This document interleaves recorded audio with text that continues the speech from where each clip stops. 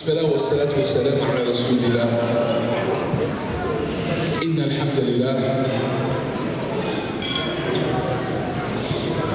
الحمد لله نحمده ونستعينه ونستغفره ونستهديه ونعوذ بالله من شرور أنفسنا ومن سيئات أعمالنا. من يهده الله فلا مضل له ومن يضلل فلا هادي له ونشهد أن لا إله إلا الله وحده لا شريك له وأشهد أن محمدا عبده ورسوله صلى الله عليه وآله وسلم. قال الله سبحانه وتعالى في القرآن المجيد: أعوذ بالله من الشيطان الرجيم. يا أيها الذين آمنوا اتقوا الله حق تقاته ولا تموتن إلا وأنتم مسلمون. يا أيها الناس اتقوا ربكم الذي خلقكم من نفس واحدة وخلق منها زوجها وبث منهما رجالا كثيرا ونساء واتقوا الله الذي تساءلون به والأرحام إن الله كان عليكم رقيبا. يا أيها الذين آمنوا اتقوا الله وقولوا قولا سديدا يصلح لكم أعمالكم ويغفر لكم ذنوبكم ومن يطع الله رسوله فقد فاز فوزا عظيما. أما بعد فإن أصدق الحديث كتاب الله وخير الهدي هدي محمد صلى الله عليه وآله وسلم وشر الأمور محدثاتها وكل محدثات بدعة وكل بدعة ضلالة وكل ضلالة في النار. أما بعد. My dearly respected brothers and sisters, my friends, the Imams, I bid you the greeting of believers, the greeting of the Anbiya of Allah Azza wa Jal, the greeting of the Malaika, the greeting of Allah Himself in Al-Jannah. Assalamu alaikum wa rahmatullahi wa barakatuh. It is an honor to be here. It's a privilege to be here, and I'm very grateful for the opportunity. It's an honor to see all of you. Rasul Sallallahu Alaihi Wasallam. First of all, how many of you understood the opening dua, the opening speech? Sorry. How many of you did not understand the opening khutbah al-hajj? Put your hands up. Quite a few. Okay, at the end, if I have time, I'll come back. It's so important because every time I open with this dua, a few faces, I see the light goes up. And then a few faces, I see it dims down. And this is usually because you have, some of you will feel, okay, as soon as he's done with the Arabic, meanwhile, I'll fidget through my bag, I'll talk to my kid, I'll do this. When he's done with the Arabic, then when he starts, I'll listen. By Allah, there's nothing I can say that is weightier than what I've already said. You just don't know. And I was there, and I sat in your seat, and I used to feel the same about anyone who spoke. So I want to begin with this subject, this topic that I've been given, and I'm given such little time to deliver it in, so I will not do it justice. I'll say it up front. And that's why I'm not going to get into that right now, but you do need to know what the opening khutbah is saying. And you do also need to know about a majestic event that happens all around you, that has happened right now. From this ground, every area around this venue is sealed off by malaika, wing wrapped upon wing, and they are more malaika stacked on top of them all the way to the heavens, and there is an incredible conversation happening about you and about me. We'll discuss that another time if I have time, if I'm able to, if Allah wills. But I'd like to get straight to my topic today. The topic is the importance of involvement in community. I asked a few questions when I came here. I'm not familiar with the area. You have a beautiful town. You have a really nice area. I really like the roads. I like the building. It's kind of old, needs a bit of work, but you know what? It's beautiful. I like the space. And right away I said to Brother Tariq, I said, let's arrange a lecture. Let's arrange a proper lecture. Lecture only, no food. Let's arrange a lecture, and I want it all full. And we'll bring the right speakers. How many of you would like to have that, an event here? Put your hands up. How many of you? All right. Okay. All right. Okay. The topic is importance of involvement in community. So I asked some questions. How long have you lived here? How long have the Muslims lived in this town? I think one person mentioned early 80s. Some of them. Others maybe before that. How many Muslims here now? Don't know. But there's at least 5,000 homeowners. Wow, mashallah. Fantastic. I'd like to tell you some news that you might know or you may not know. So before we get too comfortable living here and establishing our palaces, sisters, making your husbands extend the kitchens, add a couple of new stoves, I don't know what else you got them doing, poor guys. Brothers, you're upgrading your cars from VW to BMW to MW, I don't know what that is, Mercedes, from that to a Range Rover, and we're upgrading, mashallah. Well done, I saw them parked outside. Before we get too comfortable, you do know, in case you didn't know, it's like, you know, you settle somewhere, you put your stuff down, they say, no, no, no, you can't stay there. So you get up, move to another seat, and they're like, no, no, no, you can't sit there. And you get up and you keep moving, you're like, well, where can I sit? This is where the Muslims are right now. We actually don't know where we can sit. But this ain't it. It is haram to live here. It's haram. Not here. Don't lie to yourself and don't be lied to. We're building these incredible institutes, but compared to the kebab shops and the restaurants and the Muslim businesses, this is like a shed in the backyard. We build far more for our dunya than we do for our deen.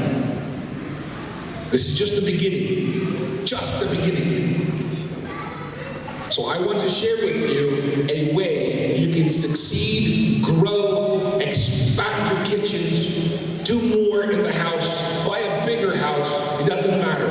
You can have it all halal. By one means only right now. One means available to us, and that is a da'wah. If we are making da'wah, then it makes it halal.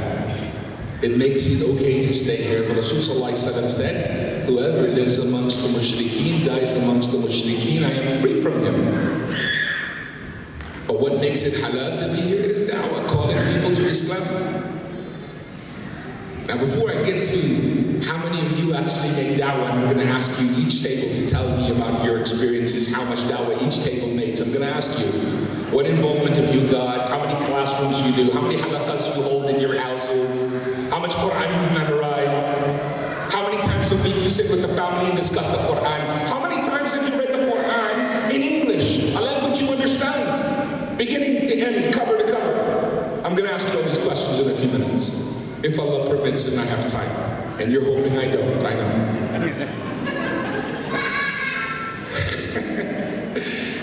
Alhamdulillah. It's not a laughing matter, but look. Muhammad Sallallahu Alaihi Wasallam was in Mecca. He was persecuted.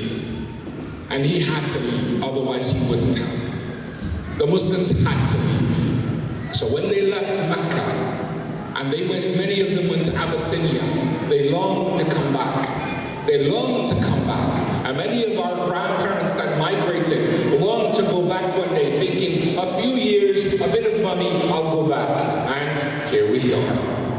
Didn't happen. The dunya got us, let's be honest. The dunya got us.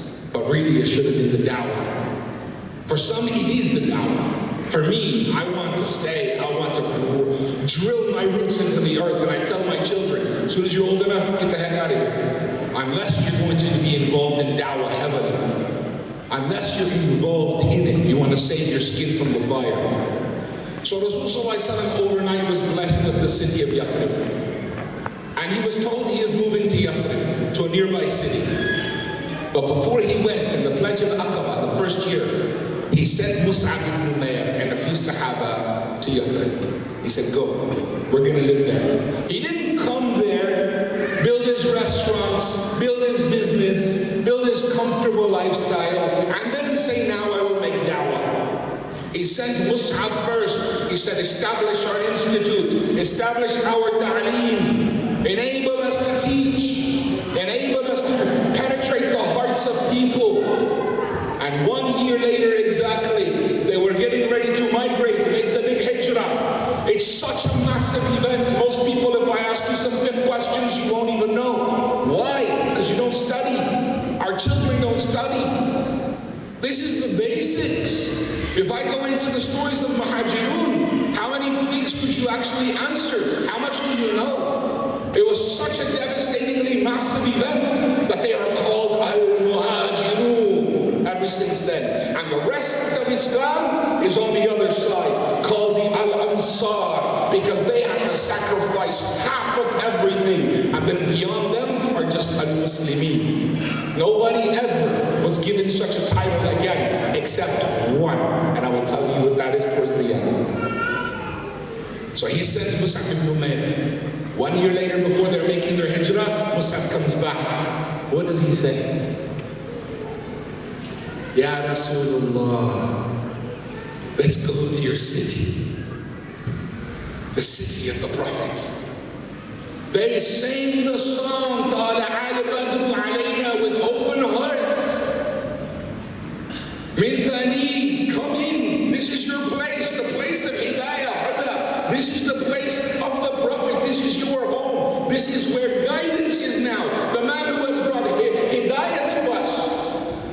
Mus'ab ibn Umayr said, Ya Rasulullah, you can go now. Really? Yes. 1 year later. What have you done? There is not a house in Yathrib, Medina. There is not a house except there is at least one Muslim living within it. Allahu Akbar. In 1 year. That is da'wah. And they didn't come driving in their sports cars. They didn't have tons of money. They came. Mus'ab ibn Umayr was one of the wealthiest, best dressed, best perfumed, ladies' man. Everyone loved this young man. He was sought after. He was wealthy, but he couldn't help himself hearing the Prophet.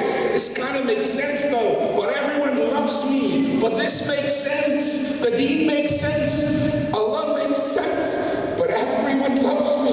This is sacrifice you and I will never know. And he sacrificed it all. That when Rasulullah sat with his Sahaba in Medina, he looked up and there is a figure, skinny figure walking, dusty, disheveled, hair everywhere, his clothes are dirty. This was the Mus'ab ibn Umayr of Mecca. Sacrificed everything. Made da'wah for the sake of Allah. It wasn't about how he looked or what he had. It was about what was in his heart and what was upon his tongue. The importance of community involvement. I have not invited you to become a prophet of God. I have mentioned to you one example, and I can list many of them. A normal man, just a normal, wealthy, sought after, loved, handsome, attractive man who sacrificed all of that. In fact, he was imprisoned, beaten, he took it all, and he lost all his wealth, cut off, disowned, for the sake of La ilaha illallah, and to walk up to non-Muslims and say to them, let me tell you about Allah. And now, he hardly had the right kind of clothes to barely cover his legs. This was Mus'ab ibn Umayr. The Prophet wiped his tear when he saw him. And he said to the Sahaba, that is Mus'ab. How he knew him in Mecca. Look at him now. And how he made dua for him. The status of Mus'ab that 1500 years later, I am talking about him today. In our town that we live in, and we're buying houses and we're comfortable here, does every neighbor around you, 40 houses in every direction from your house, is your responsibility. That's a small favor. Mus'ab took the whole city by storm. 40 houses in every direction from your house. Is there a Muslim living in it? After 85? So from 85, what year are we in now? 22, 23? How many years is that? How many years is that? 40 years. 40 years. In 40 years, have we done what Mus'ab did in one? How many of you are involved in da'wah? Put your hands up. How many of you are involved in da'wah? 1, 2, 3. A few people? Yes? Not many people. How many of you are going to be involved in da'wah from now on? Put your hands up. Okay, the ones who don't put their hands up, I'm going to step down there, I'm going to come walk up to your table, and I'm going to ask you why. What's wrong? One more time, who's going to be involved in da'wah from now on? At every level, my brothers and sisters. And if you did this, I believe you. But if you did this, check your iman. Why are you not proud of it? There's nothing else to be proud of except da'wah. You have no izzah. There's no respect in me and you. There's no respect for us unless we have Islam. Unless we have Allah's respect. And Allah gives izzah. He is the only, He is Rabbul Izzah. And if He gives us honor, then He elevates us in status. So I said this. Who remembers what I said earlier? I said, I'll tell you right at the end. What was it? Huh? No, not the khutbah. Right, what did I say I would tell you right at the end about Mus'ab or about someone else? As I'm walking out. I can't be loud enough. How are you going to make da'wah if you're too shy to just say Allahu Akbar? Crazy terrorists. No, I'm just joking. My brothers and sisters, the Prophet ﷺ gave me a specific instruction that if I love someone, I have to tell them. So I want to tell you, I truly, deep down in my heart, have nothing but love for you. I love you for Allah's sake. May Allah bless you. Thank you for having me. Thank you for giving me your time and your attention. If I'm able to benefit anyone, if I'm able to support you in any way, make da'wah your priority, your full-time job, and let everything else become secondary if you want to meet Allah in a way where you are going to be very happy. أقول قولي هذا أستغفر الله لي ولكم وأشهد أن لا إله إلا أنت أستغفرك وأتوب إليك. السلام عليكم ورحمة الله وبركاته. هل لك سر عند الله بينك أنت وبين الله؟